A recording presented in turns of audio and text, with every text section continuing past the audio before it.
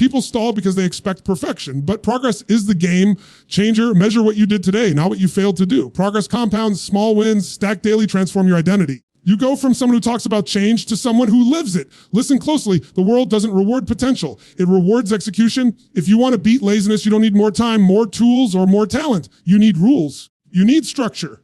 You need to move, even when it's messy, because action, imperfect, uncomfortable, uncertain action is the gateway to the life you keep imagining. And it's waiting for the version of you who doesn't just think about it, does something about it. You want to change your life. Start by recognizing what's stopping you. And most of the time, it's not a lack of time, skill, or opportunity. It's a lack of awareness. That's the beginning of everything, because what you're not aware of, you can't change. Most people walk through life completely unconscious of the patterns that are sabotaging their progress. They blame laziness like it's some invisible monster. They don't take a second to ask where it's coming from. Is it really laziness or is it avoidance? Is it fear in disguise? Is it the result of decision fatigue, mental exhaustion, or simply a routine that's designed to keep them stuck? You shine a light on a behavior, it loses power over you. But until you do that, laziness will keep you under its grip like an invisible anchor tied to your progress. You'll wake up, have that sense of urgency for a moment, maybe even get inspired, but then you'll slip right back into old patterns without realizing it. Why? Because you've never looked at the triggers. You've never taken the time to see when, where, and how laziness shows up in your life. Laziness isn't just sitting on the couch all day watching TV. It's subtle. It's that 5-second pause where you hesitate instead of deciding. It's that "I'll do it later" whisper that convinces you it's okay to wait. It's the way you check your phone every time you're supposed to be focusing. It's in your morning routine or lack of one. It's in the way you stay up late even though you know it'll make tomorrow harder. And it's in the people you spend time with who normalize procrastination, excuse making, and playing small. You see, laziness isn't an identity, it's a behavior. And every behavior has a trigger. If you never look at what triggers yours, you'll always think the problem is you. But the truth is, once you develop self-awareness, everything begins to shift. You start catching yourself in those micro moments when you would have fallen back. You become the observer of your own decisions, your own habits. And when you become the observer, you become the master. You realize that laziness isn't just random, it has a structure. Maybe you always feel lazy after lunch because your energy dips. Maybe you feel unmotivated at night because your willpower is drained. Maybe you avoid certain tasks because deep down you're afraid of failing. These are patterns, and patterns can be interrupted. When you know yourself, you don't need to wait for motivation to strike. You design your day around your tendencies. You shift your schedule, build in routines, create boundaries that prevent the slip before it happens. That's the power of awareness. It's not just mental. It's tactical. It helps you anticipate the problem before it appears instead of reacting to it after it's already stolen your momentum. And it's not about judging yourself either. Awareness isn't shame, it's power. It's the moment you take the wheel back from the autopilot that's been driving your life. You can't beat laziness if you don't understand what triggers it. You can't take control of your behavior if you're unwilling to observe it in real time. So this isn't about forcing yourself into some hustle culture mindset. It's about taking inventory of what's actually happening behind the scenes of your daily life. Most people never do this. They complain about their lack of action. They never study it. They repeat the same patterns, blame their personality, blame their past, blame their circumstances, but never their lack of self-inquiry. That's why awareness matters. Because once you're aware, now you can choose differently. You can replace that trigger. You can create a new routine. You can take that hesitation and replace it with a decision. You become proactive instead of reactive. You stop being a victim of your moods and start being the architect of your behavior. If you want to beat laziness, the first rule isn't about taking action. It's about watching, not passively. You become the scientist of your own life. You track your patterns, your energy, your distractions. And slowly, you begin to see where it all begins. And once you know that, once you understand the why, you finally gain control of the how. And that's when the shift happens. That's when you stop saying, I don't know why I keep doing this, and you start saying, I see it now, and I'm done with it. That's when laziness starts to die. Not with a big leap, with a series of conscious choices made by someone who's finally paying attention. People think laziness is a time problem, but it's not. It's an emotion problem. You're not lazy because you don't have enough hours in the day. You're lazy because you don't feel like doing the thing you know you should. And that feeling, whether it's boredom, fear, overwhelm, just lack of interest, becomes the barrier between you and action. We've been taught to believe that we should wait until we feel inspired to move, but that's not how high performers operate. They don't wait for emotion. They create it. Because when you change how you feel about the task, you change your willingness to engage with it. Think about the things you procrastinate the most. It's not random. There's something underneath. Maybe it's a conversation you've been avoiding, a project you've been putting off for weeks, or a goal you talk about but never start. The reason you haven't moved isn't because you're incapable. It's because the emotion tied to that action is heavy. It feels uncomfortable. It feels unclear. It feels like too much. And instead of facing it, your brain does what it's wired to do, protect you. It finds a distraction, it invents an excuse, it justifies waiting. That's not laziness, that's emotional avoidance. Here's the truth, no one likes to hear emotions don't just happen, they're built. And you can build better ones, just like you can build muscle, you can build emotional momentum. You can train your nervous system to associate action with pleasure instead of pain, and that's a game changer. Because when you do that, you don't need to push yourself. You're pulled by something deeper. The secret is association. Every time you think about something you've been avoiding, your mind immediately connects it with discomfort. That's why your body resists. That's why you delay. But what if you change what that task meant to you? If instead of seeing it as a burden, you began to see it as a bridge to freedom, a bridge to power, a bridge to self-respect. Because that's what action gives you. It gives you yourself back. We've all had moments where we didn't want to do something, but we did it anyway and felt amazing afterward. That feeling, that rush, that sense of I actually did it. That's your emotional system giving you feedback. This is who you really are. The hesitation, not the excuses, not the delays. The version of you that takes action is the version of you that's most alive. But to get there, you've got to learn how to shift your state. And you do that by changing your focus, your language, your movement. Focus. What are you focusing on when you feel lazy? Usually it's the discomfort, the long process, the hard part. But what if you focused on the result, on the pride you'll feel once it's done, on how your future self will thank you? Focus goes, energy flows. Language, where you say to yourself when you avoid the task, probably things like, it's too hard, or I'll do it later. Words shape emotion. Change your language and you change your state. Say, this is exactly what I need right now, or doing this will make me stronger. Feed yourself the truth, not the excuse movement. How do you sit when you're lazy? Slouched. Still, breath shallow. That posture is the emotion. Shift your physiology and you shift your emotion. Stand up. Breathe deep. Move with purpose. It's not fake. It's how you unlock real energy. Because ultimately, emotion drives motion. And if you want to move, you have to prime yourself emotionally. You don't need more time. You don't need perfect conditions. You need a new way to feel about what you're avoiding. And that shift, that emotional transformation, is completely in your control every single day. You want to beat laziness. Start feeling differently about the thing you're avoiding. Don't wait to feel good. Generate it. Because when you learn to do that, action becomes your default. It's not forced. It's not stressful. It's natural because you've taken control of the root cause, the emotion behind the motion. Most people are waiting for motivation to save them. They sit and hope that one day they'll feel different, that a spark will hit them, that inspiration will flood in. They'll finally do what they've been putting off. But that day never comes because motivation is like a mood. It's inconsistent, unpredictable, and unreliable. It might show up for 5 minutes after a powerful video or an emotional quote. It doesn't stay. And if your success depends on how motivated you feel in the moment, you're already setting yourself up to lose. That's why discipline matters more.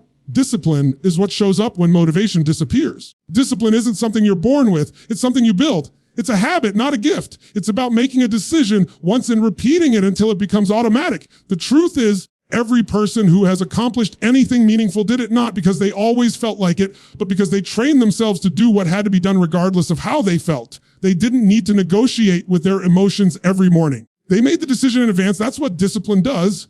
It removes the debate. There's a difference between people who wait to act and people who act regardless. The people who win don't have more time, more luck, or better genes. They have stronger standards. They hold themselves to those standards daily. They don't rely on hype. They rely on habits. And those habits are born out of discipline. It's waking up early, not because it's easy, but because it sets the tone. It's going to the gym when you're tired because you said you would. It's sitting down to work when distractions are calling your name because your future matters more than your feelings. Most people think discipline is painful. It's not. The pain comes from inconsistency, from regret, from knowing what you should do but not doing it. That's the real suffering. Discipline isn't punishment, it's freedom. It frees you from the chaos of your own excuses. It frees you from that constant inner conflict. It creates clarity, structure, and peace of mind. When you're disciplined, your life becomes simpler. You don't waste energy deciding every day whether or not you're going to act. You've already made the decision, you just execute. And the beauty is, discipline grows. The more you practice it, the stronger it becomes. It compounds. Every time you honor a commitment to yourself, you build self-respect. And that self-respect becomes fuel. You stop seeing yourself as someone who tries. You start seeing yourself as someone who follows through. And when that identity takes root, everything changes because now you're not chasing motivation. You're powered by who you've become. That's the mistake most people make. They look for motivation before they move, but high performers flip it. They move first. They do the thing even when they don't feel like it. And once they do, the momentum kicks in. That's when emotion catches up, but it starts with discipline. With doing the work regardless of what your mood says, with keeping promises to yourself when nobody's watching. That's the difference between a wish and a decision. Discipline's in the boring moments, in the routines. in the repetition. It's built when you shut off distractions, say no to temptation, and focus on what matters. It's not glamorous. It's not loud. It's consistent, quiet, relentless. And that's why it works. While others are waiting to feel ready, the disciplined are already moving. They're ahead not because they're better, but because they refuse to wait. And here's the truth. Discipline is hard in the beginning, but it makes life easier. Laziness feels easy now, but makes life harder later. Discipline demands effort up front, but it gives you freedom, strength, and control on the other side. It's the trade-off. You can either suffer from the discomfort of discipline today or the regret of inaction tomorrow. So stop chasing moods. Stop relying on feelings. Build discipline like a muscle. Train it, strengthen it, use it, and one day you'll realize that you don't need motivation to move. You've already become the kind of person who moves no matter what around your life. And be honest, how many of your choices are truly yours and how many are shaped by what surrounds you? Because here's the truth, your environment is either pushing you forward or pulling you back. It's either fueling your focus or feeding your distractions. Most people underestimate just how much their surroundings influence their actions. They blame themselves for being lazy or unmotivated. They're living inside a system that sets them up to fail from the moment they wake up. You cannot expect to build discipline in a space built for comfort. You cannot expect to take action when everything around you encourages delay. Your environment is not just physical, it's emotional, digital, and social. What's on your desk? What's on your phone? Who's in your circle? What noise fills your space? All of it matters.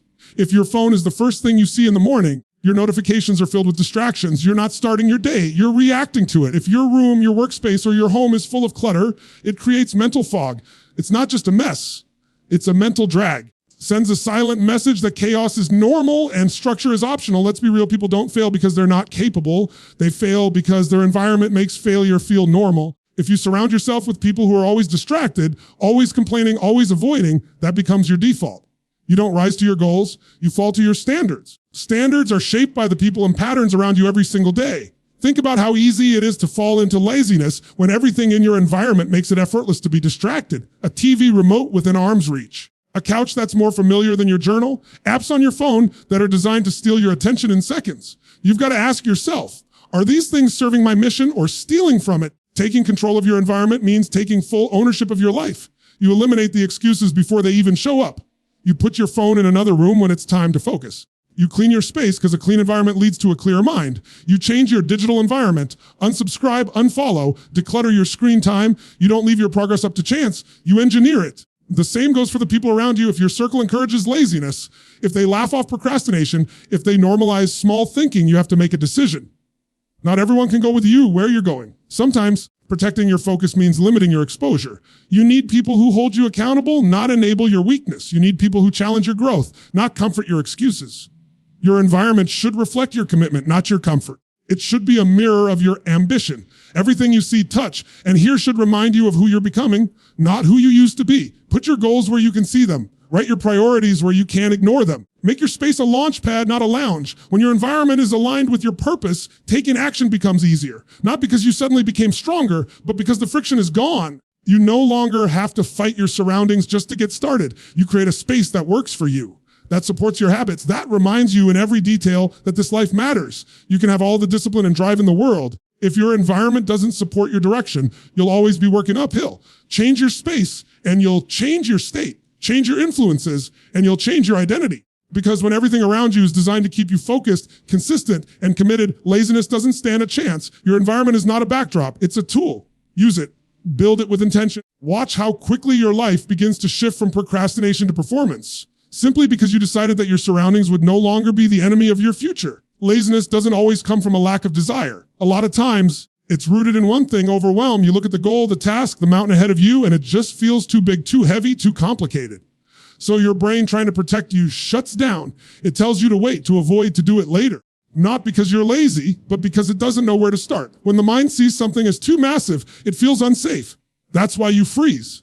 That's why you scroll. That's why you clean the kitchen instead of building the dream. You're not resisting effort. You're resisting the weight of uncertainty. The mistake people make is thinking they need to tackle the whole mountain at once. But the key to momentum isn't in doing it all. It's in doing something small, something winnable. You don't need to finish the race today. You just need to take one step. The most powerful way to break laziness is to break the task down. Simplicity leads to motion. The more you break something down, the more doable it becomes. That's how achievers think. They don't get overwhelmed by the size of the mission. They ask, what's the first 5 minutes I can win? Because that first step isn't just physical, it's psychological. Prove to your mind that progress is possible. And once the mind sees progress, even in a small way, it starts to shift. It stops protecting and starts participating. Your energy rises, your clarity returns, and suddenly the task you were avoiding doesn't feel so heavy anymore. But you'll never feel that unless you shrink the starting point. That's how you create what matters, by starting with what doesn't feel threatening. Want to write a book?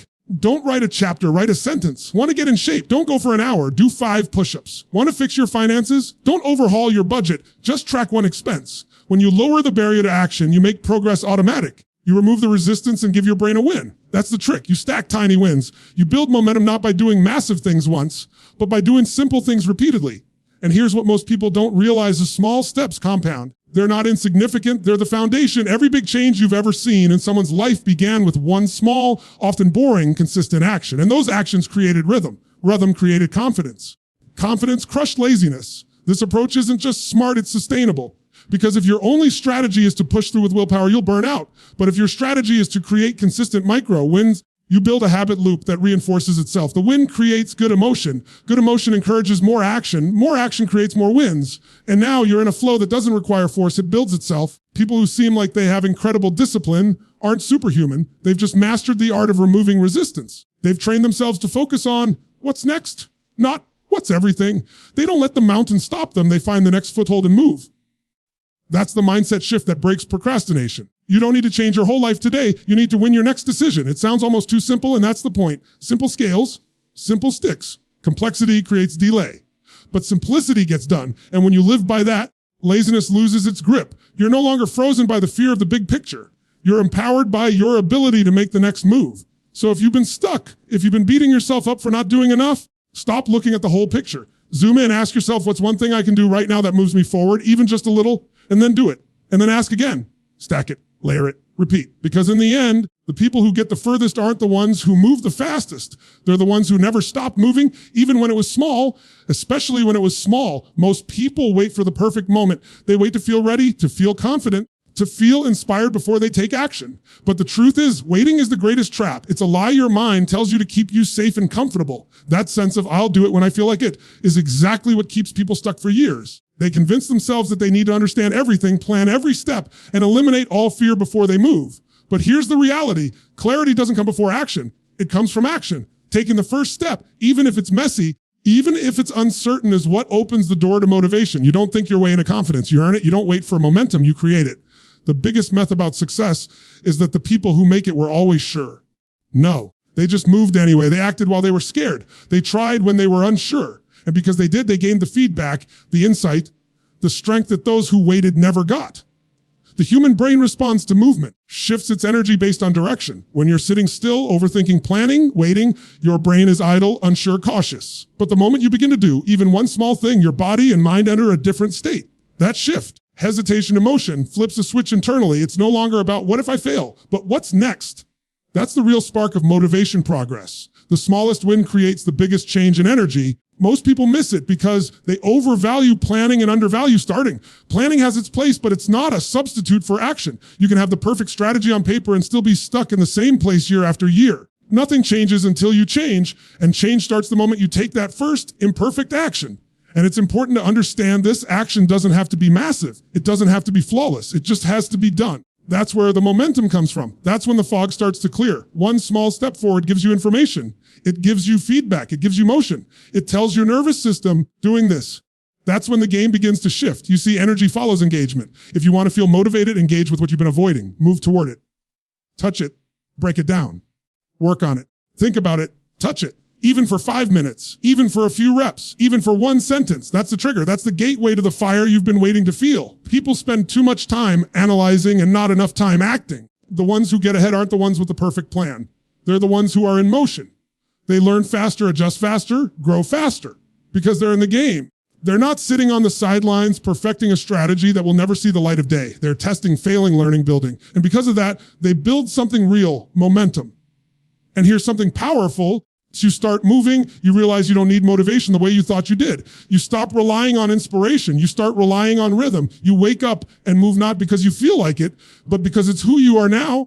Identity changes. You become the kind of person who takes action, not the kind of person who thinks about taking action. The mind loves to wait. It wants safety. It wants certainty. But growth lives in uncertainty. Power lives in action. The only way to reach that next level, the version you that you know deep down you're meant to be, is to act before you feel ready. That's how everything changes. You move, the resistance breaks. You move, the energy rises. You move, suddenly the impossible starts to feel possible. So whatever it is you've been putting off, start. Not tomorrow, not when you feel more confident, not when the stars align. Now, take the step. Begin the thing, make the call. Write the page. Go to the gym, speak the truth. Do it scared, do it unsure, do it anyway. Because that first move is not just the beginning of the task, it's the beginning of a new version of you. One who doesn't wait, one who doesn't hesitate, who knows that action is the source of all transformation.